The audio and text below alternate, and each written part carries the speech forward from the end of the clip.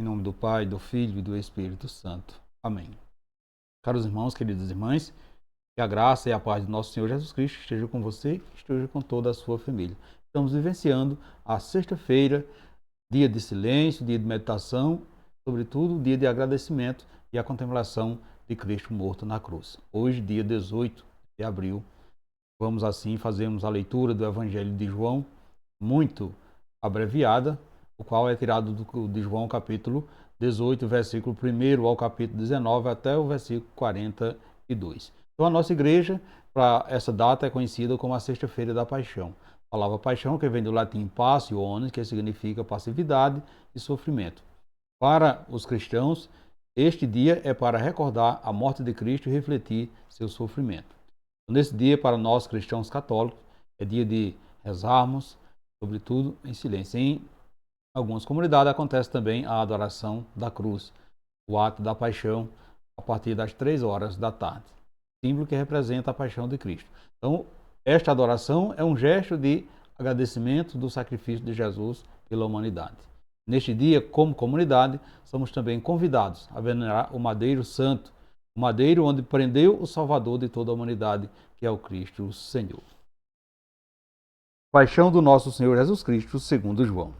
Naquele tempo, Jesus saiu com os discípulos para o outro lado da torrente do Cedron. Havia aí um jardim onde ele entrou com os discípulos. Também Judas, o traidor, conhecia o lugar, porque Jesus costumava reunir-se aí com seus discípulos. Judas levou consigo um destacamento de soldados e alguns guardas dos sumos sacerdotes fariseus, o qual chegou ali com lanças e tochas e armas. Então Jesus, consciente do que ia acontecer, saiu ao encontro dele e disse: "A quem procurais?" Responderam: "A Jesus o Nazareno." Ele disse: "Sou eu." Judas, o traidor, estava junto com eles. Quando Jesus disse: "Sou eu," eles recuaram e caíram por terra. De novo lhe perguntou: "A quem procurais?" Eles responderam: "A Jesus o Nazareno." Jesus respondeu: "Eu já disse, sou eu. Se é a mim que procurais, então deixai que estes se retire." Assim se realizava a palavra de Jesus que tinha dito: "Não perdi nenhum daqueles que me confiaste."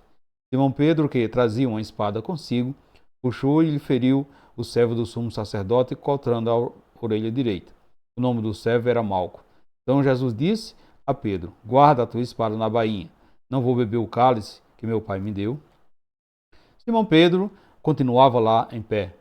Aquecendo-se, disseram-lhe: "Tu és também um dos discípulos dele?" Pedro negou: "Não." Então um dos empregados do sumo sacerdote, perante aquele que Pedro tinha cortado a orelha, disse: "Será que não te vimos no jardim com ele?" Novamente Pedro negou. Na mesma hora, o galo cantou. Depois que crucificaram Jesus, os soldados repartiram suas roupas em 4 partes, uma parte para cada soldado. Quanto à túnica, esta era tecida sem costura, em peça única do alto a baixo. Disseram então entre si: "Vamos dividir a túnica, tiremos a sorte para ver de quem será." Assim se cumpria a escritura que diz: "Repartiram entre si as minhas vestes e lançaram sorte sobre a minha túnica." Assim procedeu os soldados. Perto da cruz estava de pé sua mãe, sua irmã, Maria de Cleófas e Maria Madalena. Jesus, ao ver sua mãe ao lado dela, disse o discípulo que amava, disse à mãe: "Mulher, eis aí teu filho." Depois disse ao discípulo: "Esta é tua mãe." Dessa hora em diante, o discípulo a acolheu consigo.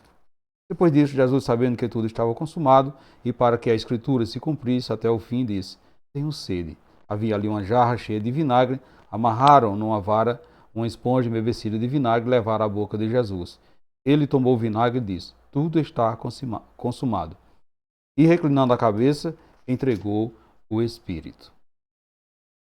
Depois disso, o acontecimento de José de Arimateia, que era discípulo de Jesus, mas às escondidas por medo dos judeus, pediu a Pilatos para tirar o corpo de Jesus. Pilatos acrescentou: "Então José veio tirar o corpo de Jesus." Chegou também Nicodemos, o mesmo que antes tinha ido à noite encontrar-se com Jesus. Levou uns 30 quilos de perfumes feitos de mirra e aloés. Então tomaram o corpo de Jesus e envolveram com um aroma em faixas de linho, como os judeus costumavam sepultar. No lugar onde Jesus foi sepultado havia um jardim, e no jardim um túmulo novo, onde ninguém ainda tinha sido sepultado. por causa, por causa da preparação para a Páscoa, e como o túmulo estava perto, foi ali que colocaram Jesus.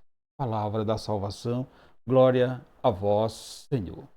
Caros irmãos, queridas irmãs, meditando sobre este acontecimento da paixão, morte e sepultamento de Jesus, o nosso Senhor, nós podemos tirar proveito de muitas mensagens para a nossa existência. Primeiramente, percebemos que, assim como aconteceu com Jesus, há um sentido para todas as ocorrências da nossa vida. Jesus Cristo não foi preso, nem foi capturado, pelo contrário, ele próprio se entregou aos homens para que se cumprisse tudo o que estava escrito, a fim de que a vontade do Pai se realizasse. Perceba que, na narrativa, percebemos Jesus estava consciente de tudo o que iria acontecer. Por isso, ele próprio interpelou os guardas, dizendo: a quem procurais? Depois de saber que eles buscavam a Jesus, o Nazareno lhe respondeu: sou eu.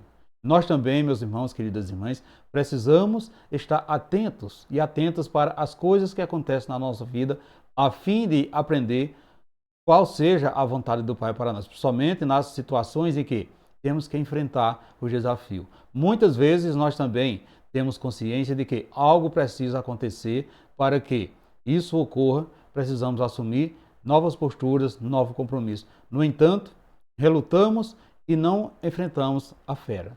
Se tivermos confiança nos planos de Deus, meus irmãos, queridas irmãs, se tivermos confiança nos planos de Deus para a nossa felicidade e consciência de que Ele precisa de nós para colaborar na salvação dos nossos irmãos e irmãs, nós, como Jesus, não fugiremos dos obstáculos e também nos apresentaremos diante dos nossos algozes para beber do cálice que o Pai tem para nós.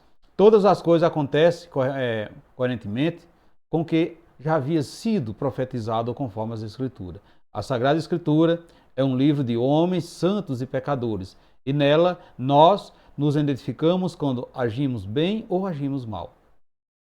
No mesmo Pedro que cortou a orelha do servo do sumo sacerdote para defender Jesus, foi o que depois por 3 vezes o negou. Então veja que a atitude de Pilatos revela a nossa omissão diante das coisas erradas que presenciamos e lavamos as mãos porque achamos que não compete a nós e não temos nada a ver com isso.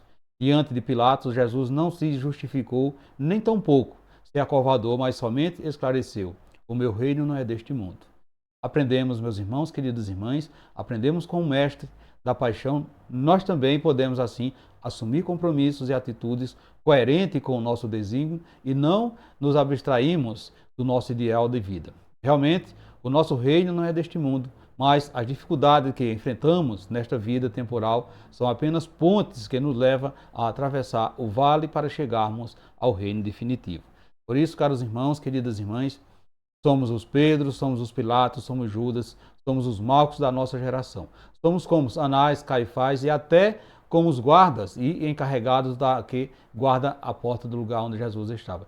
Todos nós temos o nosso posto. A diferença, porém, pode estar no modo como enfrentamos os desafios da nossa missão, com os olhos prostrados no alto, a fim de poder perceber o cálice que nos é apresentado, ou olhando somente para a terra, tentando nos livrar dos desafios e vivendo com qualquer um dos mortais, só para esta vida. Faça hoje a sua leitura com bastante atenção desse evangelho e perceba os pontos que para você deve ser mais importante e que serve de exemplo e de mensagem para a sua vida atualmente. Então perceba nesse evangelho as atitudes e as palavras de Jesus, as atitudes dos discípulos, principalmente Judas e Pedro, as atitudes das autoridades, a omissão de Pilatos, a manifestação do povo, da multidão que antes proclamava Jesus rei, a atitude dos soldados, enfim, faça um paralelo dos acontecimentos da paixão de Jesus com a sua vida cotidiana e reflita o que representa para você a paixão de Jesus Cristo. E peçamos assim ao Pai que possa assim nos darmos plena confiança, confirmando a nossa condição de discípulo do reino instaurado por Jesus na história humana, nos fazendo acreditar sempre mais na força da justiça e do amor. Assim seja. Amém. Portanto, meus irmãos, queridas irmãs, desejo a todos vocês uma santa e abençoada Sexta-feira Santa. Que desça sobre vós a bênção desse Deus que é todo-poderoso, Ele que é Pai, Filho e Espírito Santo. Amém. E fiquemos todos na paz de Deus.